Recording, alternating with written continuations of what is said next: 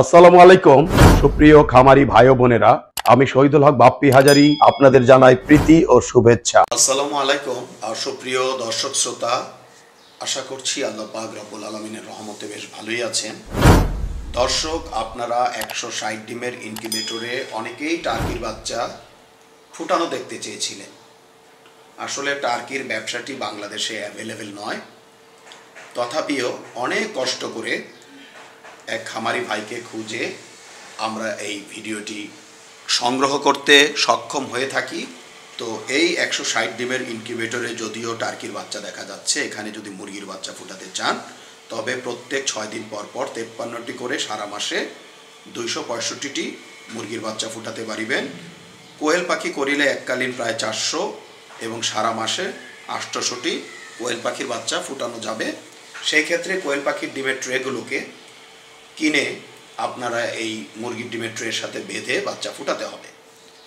এই ইনকিউবেটরটির মূল্য আমরা 14,500 টাকা ধার্য করে থাকি। আলাপ আলোচনায় অবশ্যই কিছুটা কম করা যেতে পারে।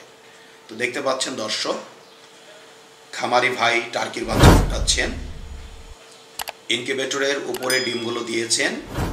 ভাই সম্ভবত এককালীন বাচ্চাগুলো ফুটাতে চাচ্ছেন বিধায় নিচে কাপড় বিছিয়ে দিয়েছেন। এজন্য বাচ্চাগুলো আল্লাহ পাক রব্বুল আলামিনের রহমতে একে একে ফুটে ইনকিউবেটরের তলদেশে জমে যাচ্ছে। দেখতে পাচ্ছেন দর্শক, এখানে বেশ নাদুস নুদুস টার্কির বাচ্চা। এগুলো হচ্ছে রেড বারবন জাতীয় টার্কি। এগুলো অনেক দামি এবং বিশ্বে অনেক পছন্দের একটি ব্রিড বা জনপ্রিয় একটি ব্রিড। আসলে সব খামারি ভাইয়ের ভিডিওর কোয়ালিটি বা মোবাইলের কোয়ালিটি সুন্দর হয় না বিধায় আমাদের প্রতি মাসেই অনেক ভিডিও ফেলে দিতে হয়, যেগুলো ইউটিউবে আমরা আপলোড করতে পারি না।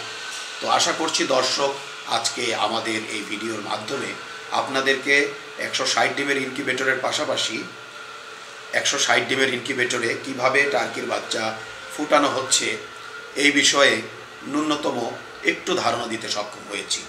তো সব মিলিয়ে ভালো থাকবেন দর্শক। আজ আর নয়, আজ এ পর্যন্ত। আল্লাহ হাফেজ।